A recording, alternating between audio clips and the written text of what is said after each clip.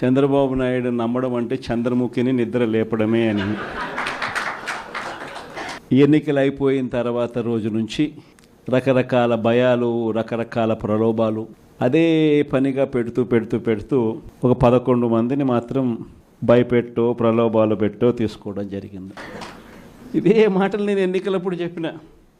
చంద్రబాబు నాయుడు నమ్మడం అంటే పులి నోట్లో తలబెట్టడమే అని చెప్పి. కష్టం వచ్చినప్పుడు మన క్యారెక్టర్ను మనం అమ్మేసుకుంటే, మన వ్యక్తిత్వాన్ని మనం అమ్మేసుకుంటే, ఒక్కసారి బాటిల్లో ఉన్న నీళ్ళు బాటిల్లో ఉంటే బాటిల్లో నీళ్ళు తాగుతాం. బాటిల్లో ఉన్న నీళ్ళు ఒక్కసారి ఇలా పడేసినామనంటే భూమిలోకి పడిపోతాయి, మళ్ళీ ఏరుకోలేం. క్యారెక్టర్ కూడా అలాంటిదే. ఒక్కసారి విడిచిపెట్టేసినాము అని అంటే మళ్ళీ దాన్ని ఏరుకోలేం. ఈరోజు జగన్మోహన్ రెడ్డి గారు తాడేపల్లి ప్యాలెస్ నుంచి ఆయన ఒక కార్యకర్తల సమావేశం, లేకపోతే కార్పొరేటర్ల సమావేశం, నాయకుల సమావేశంలో ఆయన కూటమి ప్రభుత్వం మీద కొన్ని కౌంటర్లు వేశారు. దానికి ఎన్కౌంటర్ చేయాలనే ఉద్దేశంతో ఒక ఎన్కౌంటర్ని నేను పత్రిక రూపంలో పంపించాను. అలాగే వీడియో, అంటే ఎలక్ట్రానిక్ మీడియా గురించి అని చెప్పి వీడియో చేస్తున్నాను. ముఖ్యంగా ఒక 6-7 పాయింట్లు ఆయన చెప్తున్నప్పుడు నోట్ చేసుకున్నాను. ఏమైనా మిగిలిపోయినవి ఉంటే రేపు చెప్తాను. ఒక్కటే గుర్తుపెట్టుకోండి, ఈసారి జగనన్న 2.0 కొంచెం వేరుగా కూడా ఉంటుంది. ఈసారి జగనన్న 2.0 కార్యకర్త కోసం ఎలా పనిచేస్తుందో కూడా చూపిస్తుంది.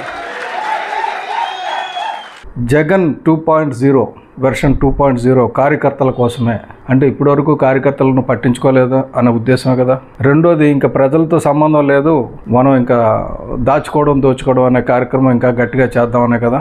రెండోది, కార్యకర్తలను కూటమి ప్రభుత్వం వేధిస్తుంది, రెడ్ బుక్ రాజ్యాంగం అని చెప్పారు. ఇవన్నీ పక్కన పెట్టండి. ఇదివరకు కోర్టు వాళ్ళని పట్టుకోండి అని చెప్తే పట్టుకోకుండా వాళ్ళకి మీరు అండ కల్పించారు, షెల్టర్ ఇచ్చారు. ఇప్పుడు చంద్రబాబు నాయుడు గారు ముఖ్యమంత్రిగా ఆయన ప్రభుత్వం ఏం చేయాలో ఆ పని చేస్తున్నారు. కాబట్టి కోర్టు చెప్పిన పని చేస్తున్నారు, అంతే తప్ప మీ కార్యకర్తల మీద కక్ష సాధించడం లేదు. తప్పు చేయని ఏ కార్యకర్తనే కనీసం నిందించడం కూడా జరగదు కూటమి ప్రభుత్వంలో, నేను మాటిస్తున్నాను. తర్వాత 16 నెలలు నన్ను జైల్లో పెట్టినారు. నా మీద కేసులు వేసింది కూడా మళ్ళీ ఎవరో కాదు, అటు కాంగ్రెస్ ఇటు తెలుగుదేశమే.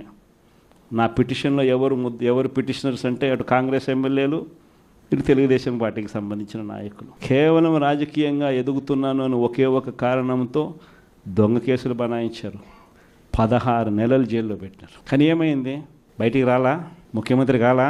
రాజకీయంగా ఎదుగుతున్నానని చెప్పి నా మీద కక్ష కట్టారు. టీడీపీ కాంగ్రెస్ వాళ్ళు కేసులు పెట్టారు అన్నారు. అసలు ఆ కాంగ్రెస్ వాళ్ళు దీని నుంచే కదా నువ్వు ఎదిగావు, రాకపోతే నీకు ఎక్కడ ఉంది? చదువు లేదు, సంజయ్ లేదు, ఏమి లేదు. తండ్రిని పదవిని అడ్డం పెట్టుకుని అడ్డంగా దోచుకున్నావు. నేను చెప్పలా.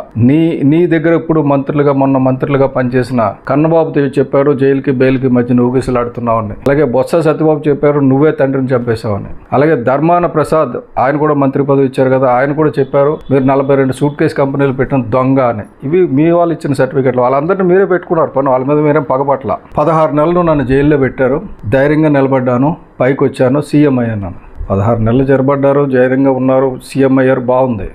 మీరు సీఎం అవ్వడానికి కారణం వ్యవస్థలు మేనేజ్ చేసుకొని బెయిల్ మీద ఉండడం వల్ల మీరు సీఎం అయ్యారు. అంతేగాని మీకు ధైర్యం ఉంటే విచారణకు హాజరవుతారు కదా. అప్పుడు విచారణకు హాజరవ్వలేదు, రోడ్ల మీద తిరిగారు, ప్రజలు ఏది ఓదార్పు యాత్ర అని తిరిగారు. ఎక్కడ శవం కనిపించినా మా తండ్రి వల్ల చచ్చిపోయాడని. మీరు కానీ మీ కుటుంబ సభ్యులు కానీ ఎవరు చావలేదు. పని ఎక్కడ దేశం అంతా రాష్ట్రం అంతా చచ్చిపోయారు మీ తండ్రి గురించి, మీ కుటుంబ సభ్యులు తప్ప. మీరేమో స్వయంగా బాబాయిని చంపేసిన చరిత్ర మీది, చిన్న చరిత్ర కాదు. కాబట్టి ఎవ్వరూ కూడా వైఎస్ఆర్ కాంగ్రెస్ పార్టీకి సంబంధించిన ఏ కార్యకర్త వెంటికి కూడా పీకలేడు అని చెప్పి కూడా సందర్భంగా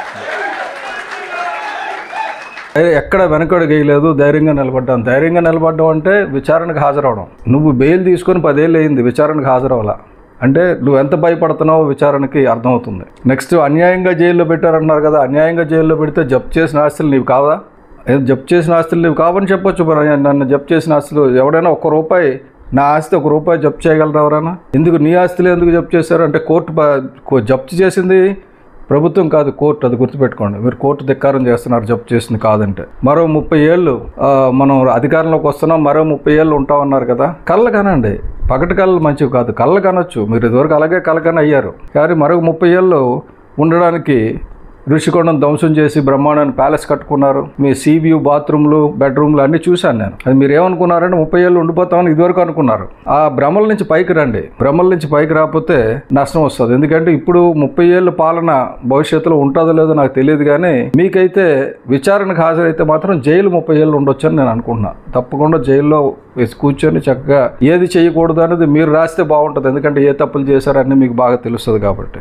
9 నెలల్లో వ్యవస్థలను నాశనం చేశారన్నారు. మీ లెక్కల మాస్టర్ ఉంటే చెప్పు తీసుకొట్టేవాడు మిమ్మల్ని. జూన్ 12, 2024 నుంచి ఫిబ్రవరి 5కి 8 నెలలు కూడా నిండలేదు. 9 నెలలు అయిపోయింది, వ్యవస్థలను నాశనం చేశారంటారేంటి? లెక్కలు నేర్చుకోండి. మీరు అలాగే చదవకుండా పాస్ అయ్యారని చాలా అభియోగాలు ఉన్నాయి. లెక్కలైనా నేర్చుకోండి. ఇంకోటి ఏంటంటే విశ్వసనీయత విలువల గురించి చాలా సిగ్గుపడుతూ మొహం పెట్టి దెయ్యాలు వేదాలు వల్లించినట్టు, సారీ మీకు వేదాలు అంటే నచ్చవు కదా, సైతాన్ బైబిల్ చెప్పే పాఠాలు సూక్తులు చెప్పినట్టుగా ఉంది మీరు చెప్పింది. ఎందుకంటే బాబాయిని చావుకు కారణం మీరు అధికారంలో 5 ఏళ్ళు ఉన్నా కనిపెట్టలేదు. మీ సొంత చెల్లెళ్ళి మీ మీద ఇక్కడ మాకు అన్నం సరిగ్గా చేయడం లేదు, వేరే రాష్ట్రానికి బదిలీ చేయమని అడిగింది కేసుని. అలాగే తల్లి చెల్లి నా బిడ్డ జైల్లో పెట్టేశారు, అన్యాయంగా ఓటేయండి, రాజన్న బిడ్డకు ఓటేయండి అని ఇంటింటికి తిరిగింది. నీ చెల్లి అయితే రాజన్న వదిలిన బాణం అని చెప్పి నువ్వు జైల్లో ఉన్నప్పుడు తిరిగి సానుభూతిని సంపాదించి పెట్టింది. వీళ్ళు ఎక్కడున్నారు? బాబాయిని పంపించేసావు, తెల్లిని రోడ్డు మీద తగిలేసావు. ఇంకా విశ్వసనీయత గురించి మాట్లాడితే శరీరం ఆత్మ కలిసి ఉండాలి. నీ శరీరం ఉంది, నీ ఆత్మ విజయసాయిరెడ్డి ఈ మధ్యన వదిలేసి వెళ్ళిపోయారు. ఇదివరకు మీ తండ్రి గారికి కేవీపీ రామచంద్రరావు గారిని ఆత్మ అనేవారు.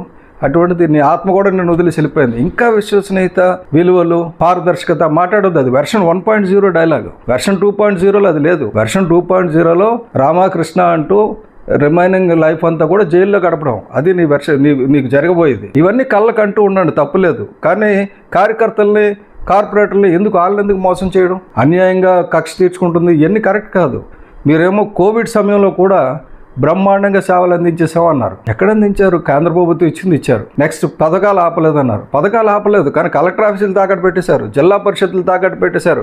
వచ్చే 25 ఏళ్ళు తాగబోయే మందు మీద కూడా అప్పు తెచ్చేశారు. అసలు పథకాలు అమలు చేయడానికి అవకాశం లేకుండా చేసి ఎవరు వచ్చినా అమలు చేయలేరు అని అనుకున్నారు. కానీ వచ్చిన మొదటి రోజు నుంచి పెన్షన్ 1000 రూపాయలు పెంచి మొదటి రోజున ఇస్తున్నారు.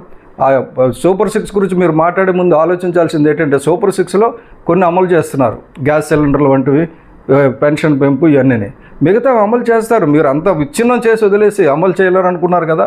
చంద్రబాబు నాయుడు గారు ప్రజలకు అది ఎక్స్ప్లెయిన్ చేస్తున్నారు, తప్పకుండా చేస్తారు. ఇంకా ఆర్బీకే గురించి, రైతు భరోసా కేంద్రాల గురించి, సచివాలయాల గురించి మాట్లాడారు. రైతు భరోసా కేంద్రం గురించి, సచివాలయాల గురించి మాట్లాడడానికి మీకు అర్హత లేదు. ఎందుకంటే అవన్నీ గ్రామ పంచాయతీలు చూసుకోవాల్సింది, చీఫ్ మినిస్టర్ కాదు. సరే, సచివాలయాన్నింటినీ చీఫ్ మినిస్టర్కి అనుసంధానం చేయడం కాదు, వాళ్ళకి హక్కులు ఇవ్వాలి. 73, 74 రాజ్యాంగ సవరణలో హక్కులు, 29 హక్కులు పంచాయతీలకు ఇవ్వాలి. అది పవన్ కళ్యాణ్ గారు వచ్చిన తర్వాత ఇచ్చారు మొట్టమొదటిసారి ఈ దేశంలో ఎప్పుడు జరగనట్టుగా, ఏ రాష్ట్రంలో జరగనట్టుగా 13,326 పంచాయతీల్లో గ్రామ సభలు పెట్టి ప్రోగ్రామ్స్ని అప్రూవ్ చేసుకుని దాని మీద ఇప్పుడు ఆల్రెడీ అన్ని గ్రామాల్లో రోడ్లు వేస్తున్నారు, కొండల మీద కూడా రోడ్లు వేస్తున్నారు. ట్రైబల్ ఏరియాలో అందరూ ఆనందంగా ఉన్నారు, మీరు మాత్రం ఏడుస్తున్నారు, కార్యకర్తలు మభ్యపడుతున్నారు. జగన్ 2.0లో ఈ డైలాగులు లేవండి. విశ్వసనీయతకి మారిపోయారు, రాకపోతే విలువలకు మారిపోయారు కాదు, అన్నిటికీ ఎవడైనా విశ్వసనీయత లేనోడు, విలువలు లేనోడు, పారదర్శకత లేనోడు ఎవడైనా ఉన్నాడంటే జగన్మోహన్ రెడ్డి అని ప్రజలకు తెలిసిపోయింది. కాబట్టి ఇటువంటి చెత్త మాటలు ఇంకా మాట్లాడకండి. ఏమైనా ఉంటే పాపానికి ప్రాయశ్చిత్తం చేసుకోండి. తప్పు చేసాం, ఇక మీద తప్పు చేయం అని చేసిన తప్పులను ఒప్పుకోండి. ముందు కోర్టుకు వెళ్ళి విచారణకు హాజరవ్వండి, చేసిన దానికి శిక్ష అనుభవించండి. ఏమి చేయలేదంటే నిర్దోషిగా పైకి రండి. అంతేగాని 10 ఏళ్ళు బెయిల్ మీద ఉన్న జగన్మోహన్ రెడ్డి ఇంక భవిష్యత్తులో మాట్లాడకుండా ఉంటే మంచిదని, మీడియాని అడ్రస్ చేయకుండా ఉంటే మంచిదని నా సూచన.